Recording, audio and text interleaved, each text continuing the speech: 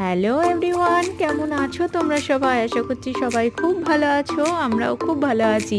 সরস্বতী পুজোর পরদিন বাবু, আমি ওর বাবা মিলে ঠাকুর দেখতে গিয়েছি কালনায়, সরস্বতীর ঠাকুর।